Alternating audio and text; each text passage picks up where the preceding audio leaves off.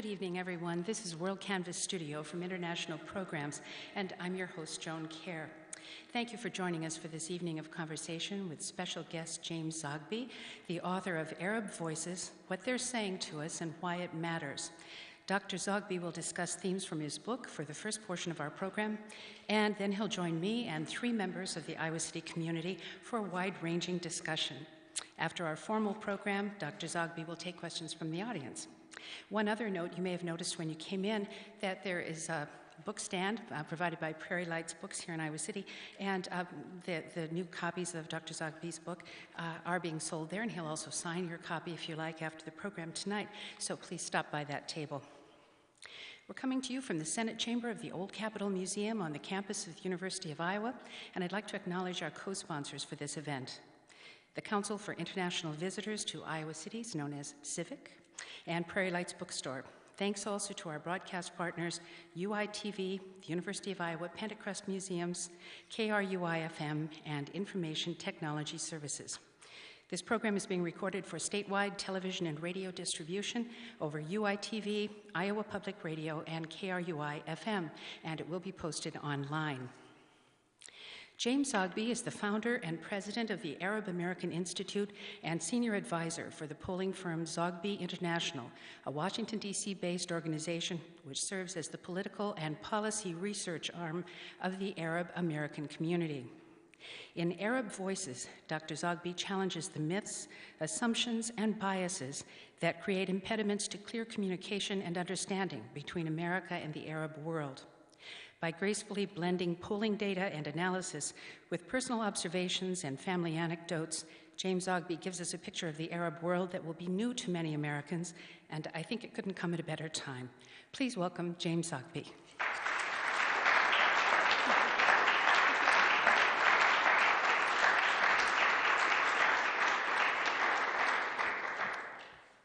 Thank you. It is a delight to be in this building. And a gorgeous setting, and I thank you for hosting me here.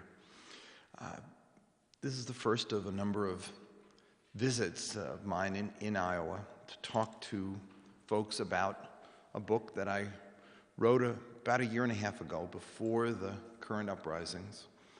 But a book that I think is, while I wouldn't change a word in it, given what has happened, it's a book that I feel sets the stage for what is happening, and in some ways helps us understand, I hope helps us understand, not only what is happening, but who the people are who are engaged in this struggle for their rights, for self-determination, for free and open governance. I wrote the book. I'd been working on this book for a number of years.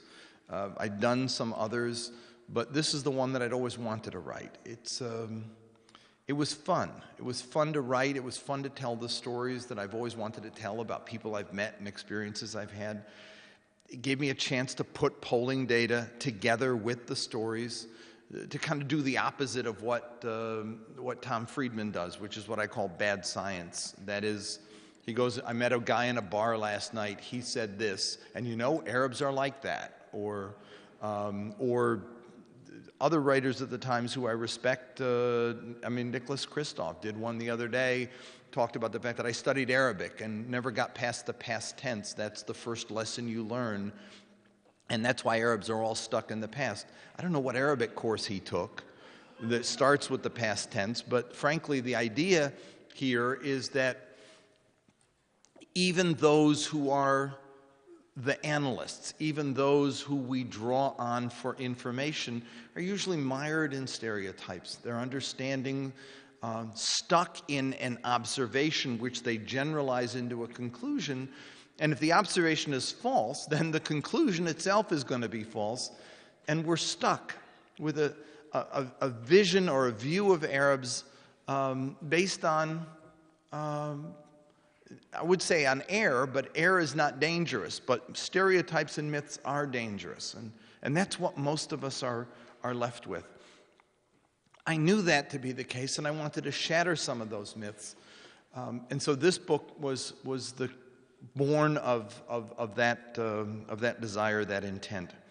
I say it was fun to write. It doesn't mean that at some point along the way it didn't become the damn book, especially coming from my wife. It was, is the damn book over, or are you done with that yet?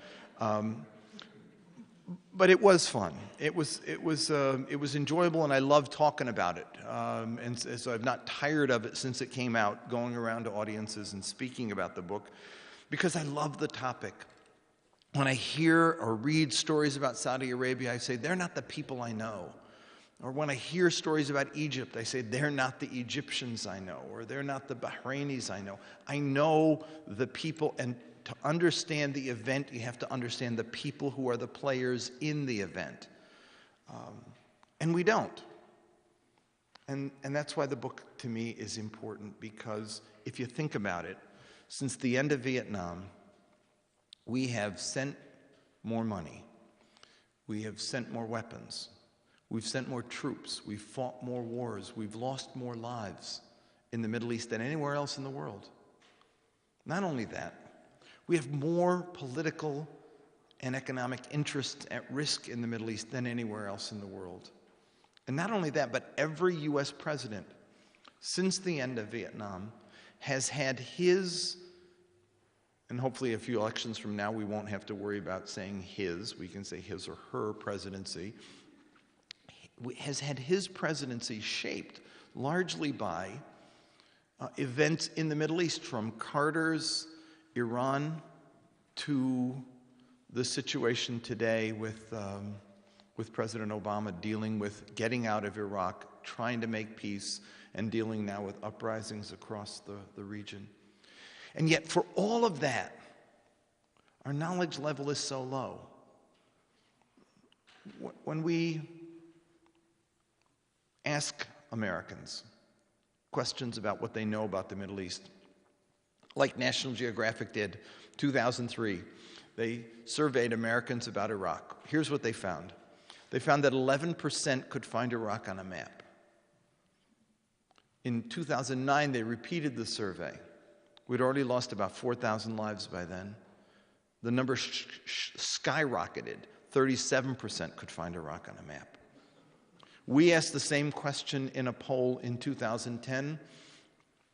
Same range, a little over 37% could find Iraq, knew where it was and who its neighbors were. Less than a third of Americans know Israel's War of Independence was in 1948. 60% of Americans think Iran is an Arab country. Almost the same number think Pakistan's an Arab country. And on and on. When we ask Americans, why do Arabs dislike us? 80% say they hate our values. When we ask Arabs about American values of freedom and democracy, 65% in the aggregate say they love our freedom and democracy, and they love our values, and they love our culture and people, etc. There's an enormous disconnect. And it's born of the fact that we just don't know. Here's one of the reasons why we don't know. Because our educational level is so low. I mean, I understand now that they're teaching Arabic here at the university. You realize that in 2,400 four-year colleges and universities in the United States, few over 300 actually offer Arabic courses. There are about 24,000 American students studying Arabic, which is a number slightly less than the number who study ancient Greek. Nothing against ancient Greek, it's a nice language, but we're not losing lives there. Many more studying Japanese. Less than 1% of American high school students are studying Arabic. Only 2,400 of those 24,000 who are studying Arabic at a level where you can gain proficiency in the language. And the result is that not just do we suffer in terms of our foreign service and poor language training and numbers of people who don't speak the language, not only do we suffer in law enforcement, but we suffer across the board in that the education level, it's not just on the language, but it's on the history and the culture and the people. There's only 60 Middle East study programs in the entire United States of America on college level. When Middle East Studies Association or the Chicago Council on Global Affairs have studied secondary high schools, here's what they find.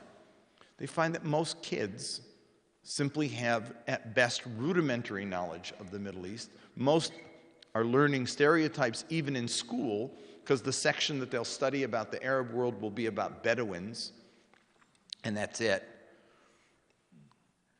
It's like when I went to school, the textbook had one picture of the Arab world. I never forgot it. It had two pyramids and a guy and a camel in front. And I think now it was product placement, because you couldn't have bought Camel cigarettes and known what you were getting, what that picture was, if you hadn't seen that one when you were a kid. But that's all we knew. And the chapter was a chapter on Bedouin life. There was nothing about the Arab contributions to the Renaissance. There was nothing about Arab civilization that predated the modern time, and nothing about Arab civilization today. Didn't exist. I mean, it was a Eurocentric history. It wasn't just the Arab world that was missing, but so too was, the rest of the East was missing.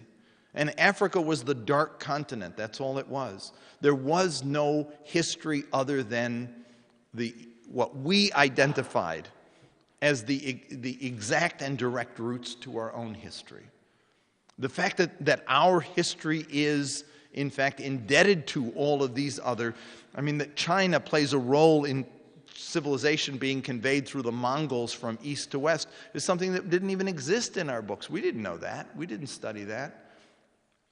Because our knowledge level is so low, what do we know about the Arab world? Well, what we know is what we know through stereotypes, and they're largely culturally driven through media. When we did studies of television and movies, what do we find? We find that the two dominant images of Arab are terrorist and oil sheikh. That's it. There are no other images. It's not that there aren't terrorists, of course there are, or oil sheikhs, of course there are. But there are also real people, and they don't factor into the story. We don't see them.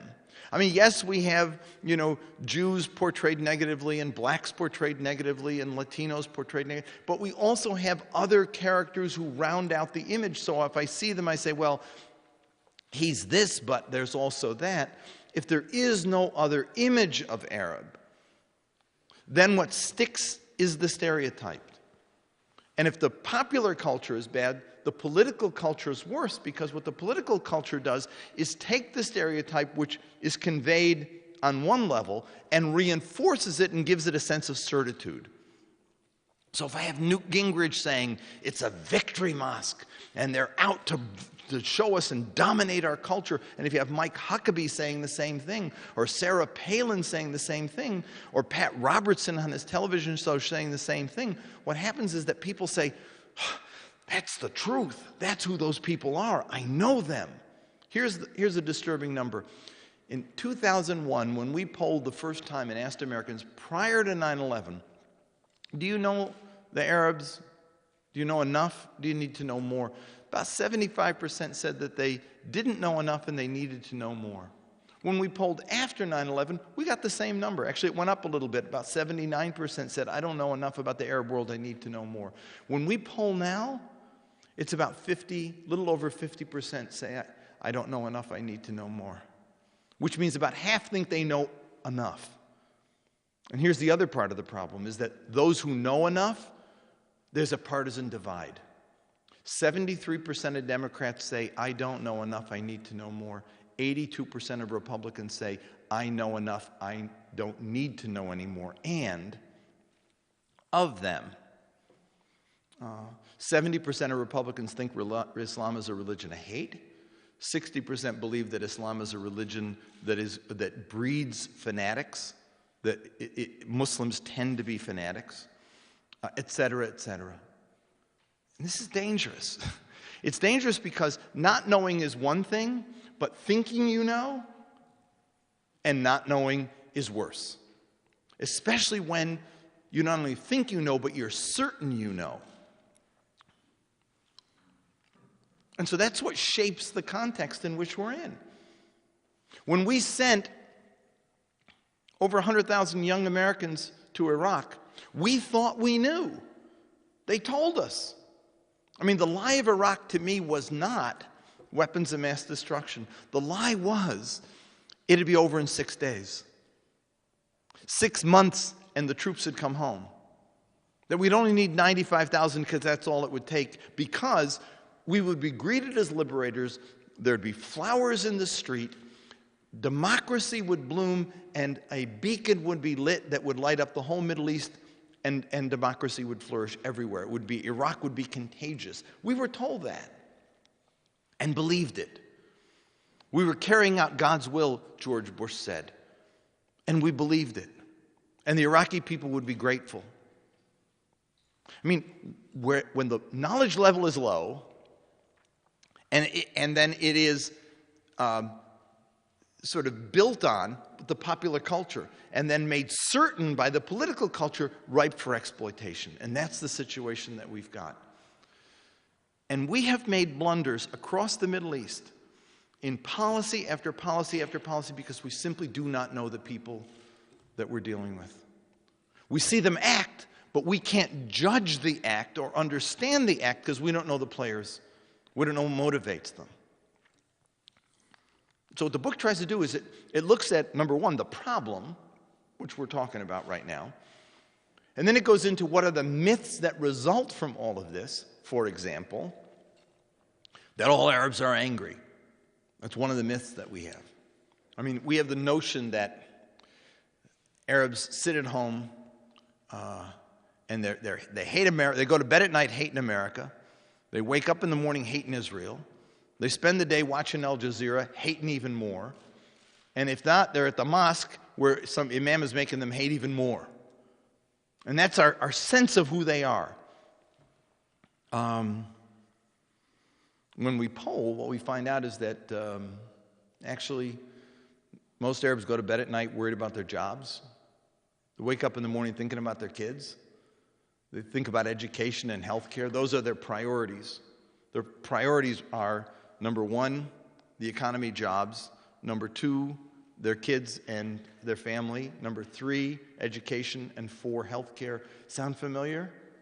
Yeah, it's like they're like us. I mean, that's the first thing you learn. And they go to mosque about the same attendance rate, mosque goers in the Middle East, as churchgoers here. And when they watch television, religious programming is at the very bottom. Number one programming is movies.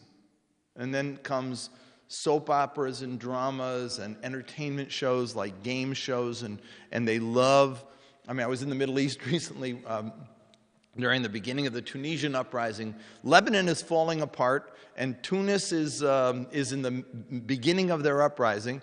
And I'm at a Saudi's home in a little farm that he had outside of Riyadh, and we're there with his family. There were about 18 of us in the room, and we're watching television, and the news is on, and the debate is hot and heavy over, Tunis and who's at fault and what's going to happen, and over Lebanon and who's at fault and what's going to happen. Then all of a sudden, the 28-year-old son walks in and he says, "It's on."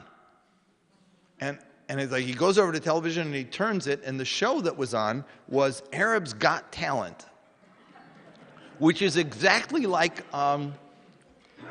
American Idol, except it's a little gimmickier. They do funny things. And we spent as intense an hour watching that show and debating who was going to win as we were about Tunis and Lebanon. It was over and we went right back to Tunis and Lebanon. Real people doing real things. And so that's the point that we have to understand, who they are, what they're about. We saw Cairo on television. We didn't see what they were saying. We didn't see that Tahrir Square actually became Woodstock. I mean, there were dancers and musicians, and there were poetry readings, and it was an incredibly glorious celebration. And the slogans were downright funny, because Egyptians are a funny people who love humor. We didn't see that part of it. And that's the myth we have to shatter. That's the story we need to tell, who these people are and what they're about, so that we can better relate to the region. President Obama went to Cairo, said we have to understand the Arab world not as we imagine it to be, but as it really is. My book was an effort to answer that question, to look at Arabs as they really are. And what I do is I conclude the book with a section that talks about getting it right, talking about it's not all bad, because there are people in government, like our president, who, despite mistakes, and he's made plenty of them, is trying to get it right. Some of our aid programs that are trying to get it right. Some American companies, corporations doing business in the Middle East, some of whom are our best public diplomats. I mean, when people go to in the Middle East and eat in an American brand restaurant or go buy Starbucks coffee, they're not doing it because the coffee's better. They want a little piece of America because the American brand is still valued in the Middle East. People love us. They just think we don't like them. But they like our products because it gives them a chance to do something that is American. And they want to be a part of that. So I look at the end of what are the people, places, products that are getting it right and trying to improve the relationship. And then I conclude actually with an appendix that talks about resources where you in your own home or you in your neighborhood and your community can be a part of getting it right and changing this dynamic, because it's important at the end of the day for all of us. We have got to get it right. Our politicians are steering us down a path one way, but the American people, look, Egypt's got a revolution, and Tunis is having a revolution. There's change everywhere. Maybe the last place on earth that there's going to come change is going to be here, but it's got to come here. We have to change our view of the world. We have to change our relationship with the world. And my book, I hope, helps us make a little step, at least moving us in the direction of saying, I have to ask some questions and learn a little bit more about a part of the world I thought I knew, but maybe I need to know a little bit better, because it's important, because we're too heavily invested and involved to not know the Arab world. So I thank you very much.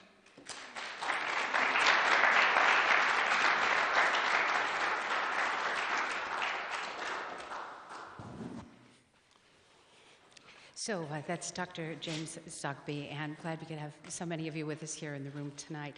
I'm inviting up some other guests from our community who are going to engage in conversation with us.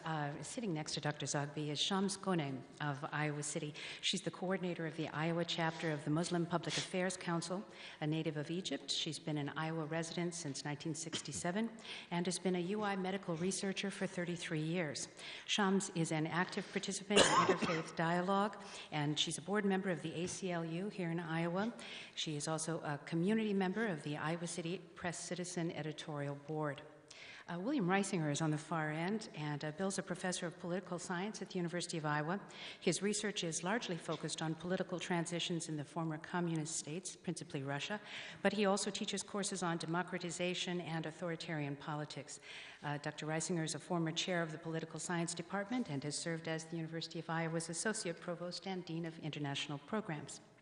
And sitting in between our two other guests is Dan Olinghouse, University of Iowa political science major from Ankeny, Iowa. Dan was in his second semester of an independent study abroad program at the American University in Cairo when the anti-Mubarak uprising began in Egypt.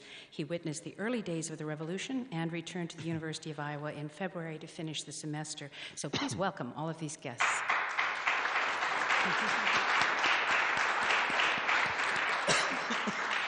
So I turn it now to all of you. You've all had a chance to read Dr. Zogby's book, and I know you all have impressions, and you also have your own personal connections with either, in your case, Bill, not so much the Middle East as your principal area of study, but, regime change and polling and so on that would, you can lend us some special perspectives, I'm sure, from political science in that area. And both Shams and Dan have a very personal connection with Egypt.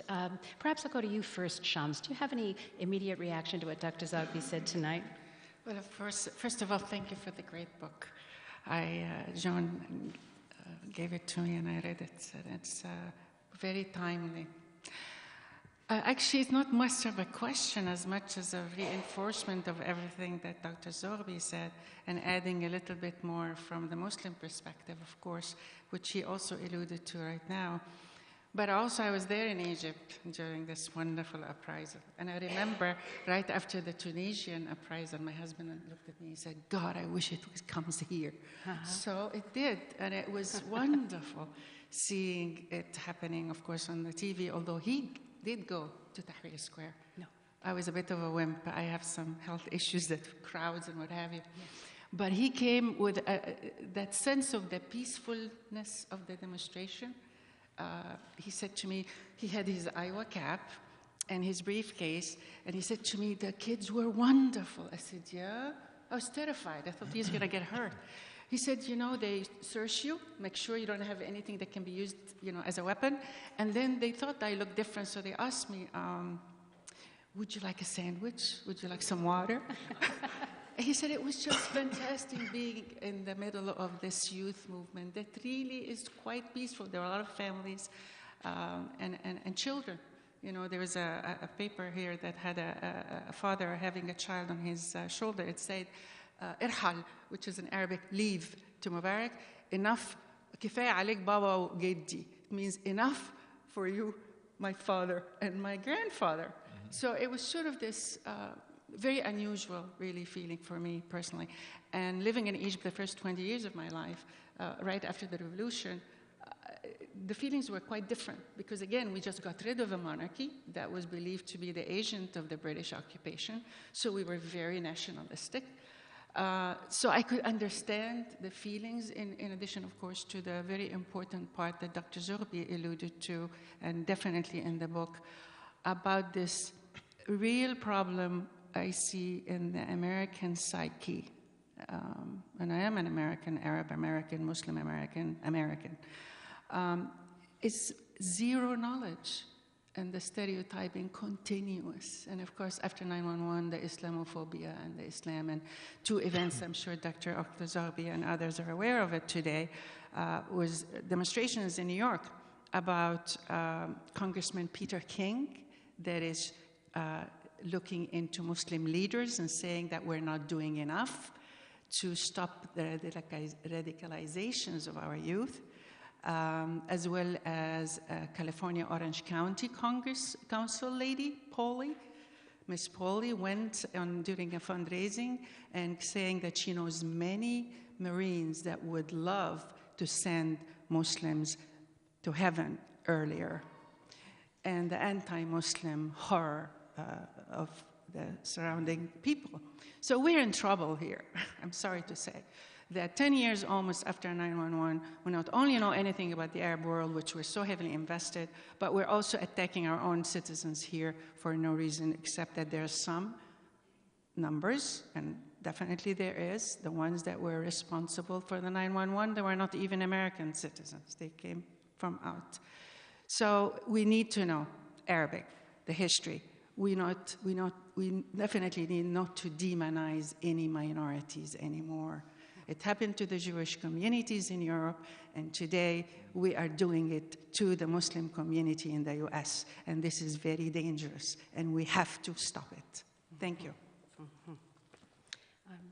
Dr. Zogby, anything you want to say in response to Shams? Well, I think that's an eloquent statement, and that is what I was trying to deal with in the book, to put a face on a people that we don't know, and not a face. It was actually interesting when the publisher and I were going over the cover. I didn't want a face. I didn't want individual faces. I wanted to have lots of faces, or I didn't want an Arabesque design. I wanted actually hundreds and hundreds of Arab faces that sort of morphed maybe into some words. But wow, we really went back and forth on that. And here's the reason why. Because if you don't know, when you think of Israel, you get images in mind. You get faces and people. We talk about Israel as people. We worry about, their insecurity, or they worry about their politics. Can Netanyahu really do this because he's got an internal government problem, and this is a real difficult thing? And we've got to deal with the fact the internal Israeli politics. We put pressure on them, and When we think or talk about Arabs, an abstraction at best. Maybe after 9/11, 19 faces all of a sudden came to be the Arabs for us. That was how we came to see them. But even then, it was an objectification. It wasn't real people. We didn't see them as children or parents who had hopes and aspirations for their kids, and we didn't see them as problem solvers in their own lives or as doctors. You don't see Ahmed, the doctor who delivers babies in the morning. You see Ahmed, the guy who straps a bomb on himself. And if that's the only one you know, then that's the image you carry with you. Just one story I'll tell. I was teaching at a small college in central Pennsylvania. I had just moved there from Philadelphia with my wife and kids. And we'd lived in Philly for about 8 years. And my next door neighbor would see me every day. And he'd look at me and look at me. And one day he came over and he said, "I just got to ask you something." And I said, "Yes." And he said, you live there?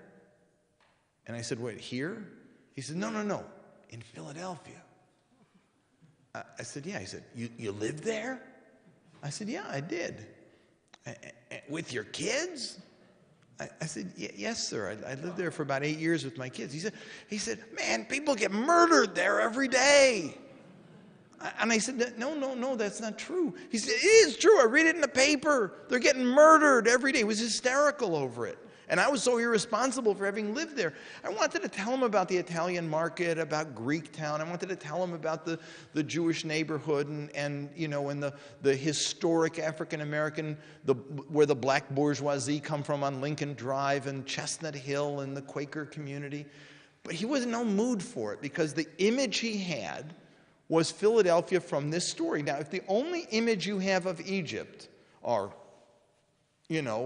Gaza, and that's the only Arab you see, that's the image you get, or no image at all, you can't understand them, they're not people like us.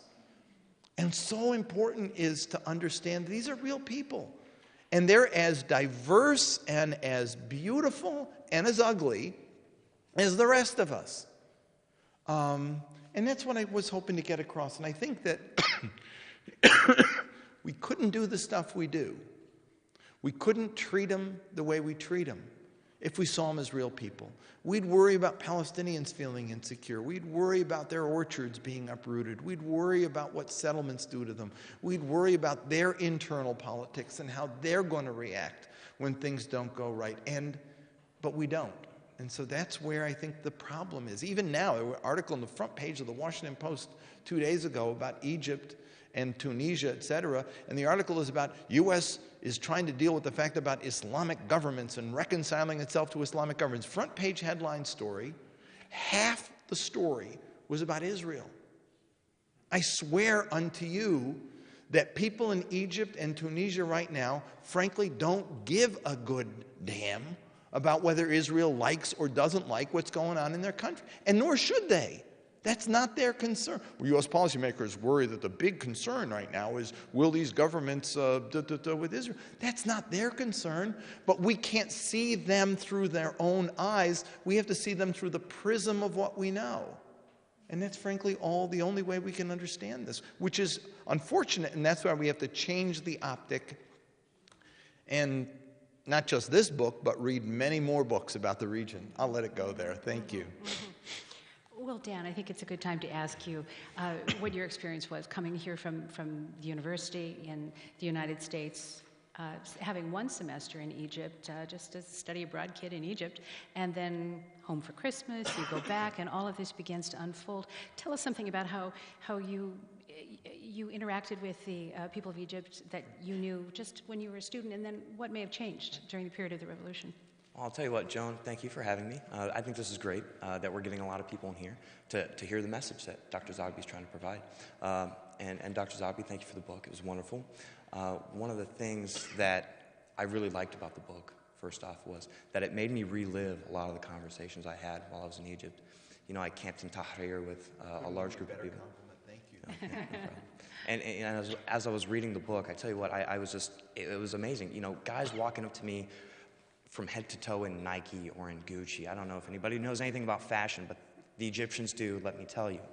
And they love it. Just like Dr. Zogby was saying, they love our movies. They would always ask, what movies should I watch to improve my English? And all of these things. And so it was great. It was my first time ever being abroad.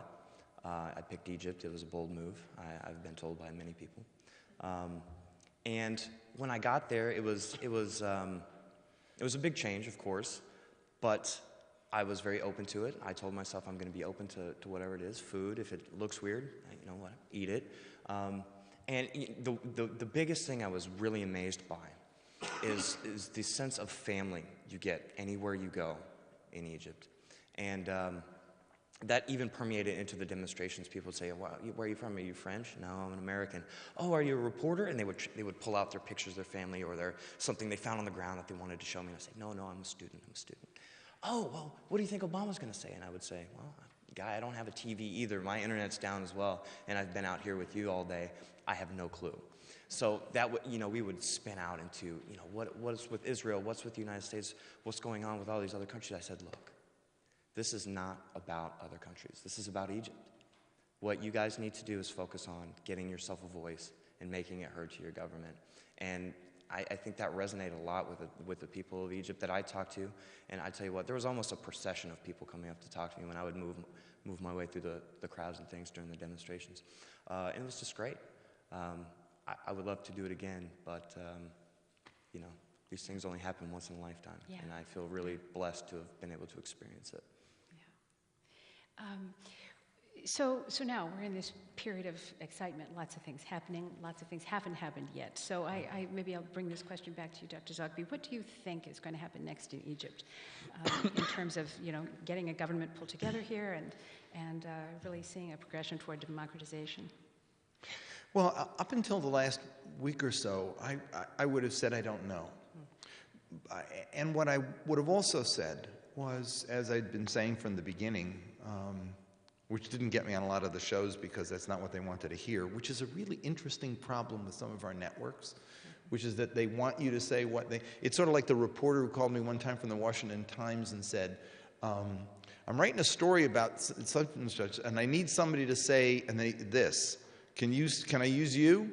And that's what's called journalism. So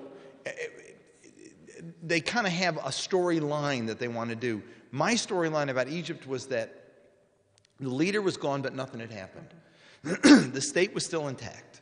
And nobody wanted to hear that early on, but now everybody seems to have discovered it, that the military is the state and has always been the state in Egypt. And they not only are the dominant force in the country, but they also, and this goes back 150 years, it's nothing new, run factories that feed themselves. They have their own farms. They produce their own uniforms and products. And now they're selling those products on the open market, and they've become even one of the major sort of conglomerate in the country. And the question is, will they create space? And I thought from the beginning, they're not going to give space up easily. They'll let Mubarak go, but the question is, are they going to have civilian control over them? I think probably not. They're going to put some fuss and fight before they give it up, and I thought maybe the best we could hope for would be Turkey 20 years ago. But the power of the demonstrations in the last week have now said something differently to me, and that is that there's a healthy bit of impatience on the part of the youth movement and other elements involved. The sacking of the state security apparatus and the taking of all of their papers, et cetera, and putting them up on the internet, I think was an important sign that we're not done with this yet. So we still have the immovable object, the military, but we now have this irresistible force kind of regaining momentum, and the power is on. Egypt is the one situation in this whole Middle East, other than Bahrain a little bit, where we actually have leverage. We have leverage with the military. We have no leverage with the people, and nobody in Tahrir Square or anywhere else is waiting for us to sprinkle holy water on what they're doing. I mean, they're not looking around for us. But we do have the ability, and we have talked to the military and have provided some restraint. They have not used force, and I think we still need to be pushing on the military to open up and give more space and ground And so I'm a little more hopeful than I was that we may get some movement here. I'm actually an optimist. And being there in those 5-6 weeks during the uprisal, and of course talking to family and friends, and the Egyptians are not going to let this opportunity go. There is no way in heaven. There is no turning back. They're going to push. 62% of Egyptians are less than age 29. This is a youth movement. It has nothing to do with Muslim Brotherhood. It has nothing to do with religion. It has something to do with the power of the youth. And they are going to keep the pressure on. The only thing I worry about now is the timetable for the election, We'll take which a has to be extended so that this youth movement has a chance to coalesce and form a political. Otherwise, the Muslim Brotherhood is the most organized, and the NDP is organized, the existing government party, and they could become the dominant force, which I don't think we want to see as the only competitive forces in the country. No, I take your point, Dr. Zogby, but again, there is no way, again, that Egypt or Egyptians are ever going to accept the Muslim Brotherhood or any sort of similar theocracy to be leading them. Egypt has never been under that thought. That is my hope. History. That is my hope, too. So, Yeah. Well, Bill, let me bring you into the conversation here, and we can continue to talk about Egypt or Libya or any particular thing that's happening just now, or we could look at it from a sort of a removed level. You've studied a lot of governments and major political transitions. What do you see happening in the next few years in the Middle East? Well, I do sort of come at it from having experienced and studied 1989 and the fall of the Soviet Union in 91 and the sense at the time that each fall of a communist government was a victory for democracy, and that not proving really to be the case with hindsight. And everyone I talk to, my students and my colleagues and others, are just fascinated by this and wondering, what is it that's setting off this whole string of protests that even sort of threatens to go into China and other places, and is causing consternation on the part of authoritarian rulers around the world.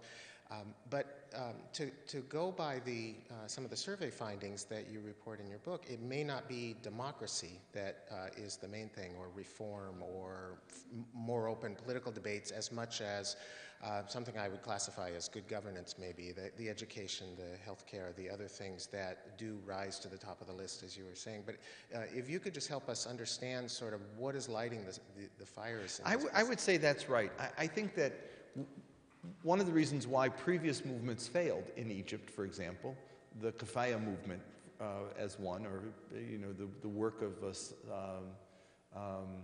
Salahuddin Ibrahim, another, is that they focused on democracy as a goal, and democracy as a goal isn't a goal. Democracy is a tool. It's not the end in itself. And what has moved people are issues like corruption. And corruption and the byproduct of corruption, which is that the rich got richer and the poor got poorer. And I think what made this revolution successful was the fact that the April 6th movement tied together real people demands in the communities where they were living, in the neighborhoods where they were living, around better jobs and food on their table and the prices Egypt is the one country in the Arab world, maybe the one country in the world, where the elevator operator, who doesn't need to be an elevator operator because it's a push-button elevator, right, has a college degree and speaks 3 languages, but it's the only job he can get.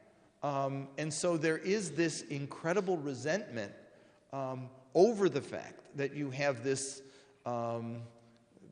people have called it a kleptocracy, or it's a small collection of people who've become fabulously wealthy. And at the expense of a whole lot of other people not getting wealthy. If you look at the numbers, Egypt's numbers don't look so bad. Per capita income, this, comparatively speaking. But that per capita income lies, because the wealth is concentrated way up on top, and the gap is enormous. So I think that you're right. I mean, the polling data tells us that it's the bread and butter issues that drive people. What's also important is that, and here's a mistake that America's made, is the second graph, which is after we ask people what their priorities are, we say, what are the priorities you want America to address? And their democracy never factors into it at all. They do not want us involved in their internal affairs any way at all. It's as if Sweden had offered in the middle of our healthcare debate to come over and help us fix it. Or if in the middle of our handgun debate, England had said, we can solve this problem for you. Let us turn to us, you know. And they don't want to. America is not the brand that they want to put on their democracy. It's got to be a made in Egypt, made in Tunisia, made in Bahrain or wherever it is. So I think that the polling, while it was not predictive, helps us understand the motivations of where people are. They want to do it themselves, and they want to have a government responsive to their needs and not one that is corrupt and nepotistic, which is another issue that comes through in a number of the polls. I guess I would then ask, how strong is the wanting responsive government part of that, as opposed to if a strongman or some authoritarian regime said, we can solve those economic problems. We're gonna use authority and power to make things work right. We'll run an efficient ship and use that instead of democracy. Are there forces that are going to push hard against that? I think if this had just happened with the military toppling the man early on, they might have gotten away with that. But what has changed is that weeks and weeks of self-empowerment have unleashed a dynamic that is irreversible. And so the notion of responsive governance is one that grew up out of the experience of people actually feeling self-empowered, which they had not felt.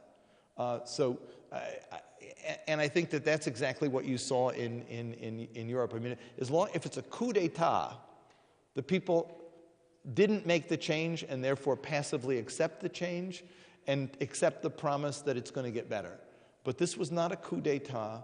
This was, blessedly, it took weeks and weeks and weeks while people grew, not just in feeling self-empowered, but in social organization. I mean, they managed a very extraordinary logistical affair, and developed communication strategies and developed organizing tools, and now are not, that's the point, they're not willing to give that stuff up. I was afraid they might fall back, but the events of the last couple of weeks have shown me that they're not giving that up and falling back. And so I think that at this point now, responsiveness in government is going to be essential because people will demand it. I would add, one of the problems we've got here is for too long, we've not had responsiveness in governance. And if the Tea Party did anything, it was on the right, people saying, somebody's got to listen to us. And now with what's going on in Wisconsin, you have the left saying, someone's got to listen to us, stop hurting us. We have our own left-wing Tea Party and a right-wing Tea Party, and I believe that politics are going to be changed in America rather significantly because of these two movements that are kind of going to eat their young or eat their old on both sides and say, you got to answer to us. You have to give us something because we've been, as the lady told me in Pennsylvania years ago when I went and was campaigning for a governor, it was a Democrat, we'd had a Republican in office, and I said, I need you to vote this guy. She was the right demographic. She was a senior citizen on Medicaid, and she needed state support, and she wasn't getting it. And she looked at me and she said, Sonny, I've seen Democrats come and go. I've seen Republicans come and go. Nobody listens to me. But I think what's happening now is that people on both sides are saying, listen to me. And I think that's what's being said in Egypt and in Tunisia in particular. And something to add. Egypt had actually a form of democracy even in 1951. People went out in the streets and asked for their rights to be heard. In 1923, we had a parliament. There was a history in Egypt of involvement of the populace. Even during the monarchy, actually, the king could not spend $1 of his money without being asked. And it's his money, not the country's money like the Mubarak and his goons did, without being asked where you're going to spend it on. So, and there were actually parties during the monarchy, opposition parties. So this is not new to Egypt, the democracy issue. Again, something that what Dr. Zogby just said that I wanted to add to, the labor movement in Egypt, also with the youth, because I'm sure maybe then you came across it. I don't know if you know that in Wisconsin, the labor groups were raising money for the guys in Tahrir Square, and today the Tahrir Square guys are trying to raise money for the Wisconsin labor movement. So it's an interesting happening here of cross interaction across the continents, you know. This is a time in the world, not just in the region, that the unheard voices of minorities all across is going to be heard. And I would just add on this issue, Egypt and Wisconsin, the AFL-CIO international affairs folks have, the woman who heads Solidarity at AFL-CIO is Egyptian American. And she has led 7 labor delegations to Egypt in the last 5 years. And she's built a relationship with people and a familiarity there, yeah. Yeah, another thing, in addition to everything that's been said, that really the Egyptians specifically, because I have two family members that were tortured, their life ruined by the Mubaraks and his predecessors, is the police state. Yeah. The torture and emergency laws that have never been lifted. This is what the Egyptian youth and the demonstrators are waiting for, is the lifting of this horrific system of...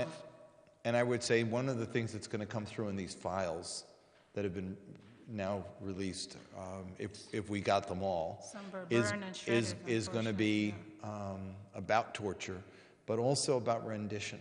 And as I've said, well, I was asked by a reporter early on, she said, would our standing go up in Egypt if we dumped Mubarak? And I said, no, because we're not unpopular in Egypt because we support Mubarak. He's unpopular in Egypt because he supports us. I mean, he made Egypt a way station on the road to rendition. I mean, he was working for us in that regard. We didn't want to get our hands dirty with torture. This is back when we didn't want to get our hands dirty with torture. And so he did them for us. But also on Gaza and on Iraq, these were policies that we wanted our friends to support. And all that it did was grow the gap between leader and people and make the leaders more resentful, make the people more resentful of the leaders because they saw them as supporting policies wildly unpopular with their own beliefs, and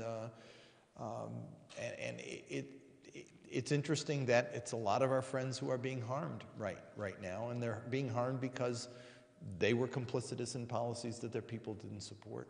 And but anyway, sorry, you had, yeah. Yeah. But I really think, as far as going back to our policy and foreign policy in the U.S., we are facing a changing of the tides with all these different movements in the Middle East and elsewhere, and maybe China, like Professor was saying.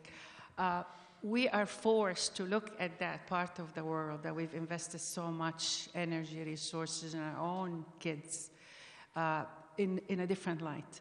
So we're forced. We no longer have a choice, really. We have to look at it differently, and we have to adapt to the changes. It doesn't mean that we're not going to look out for our own interests, but differently. Well, I think we've had a problem historically with not looking at those things even when the situation presents itself.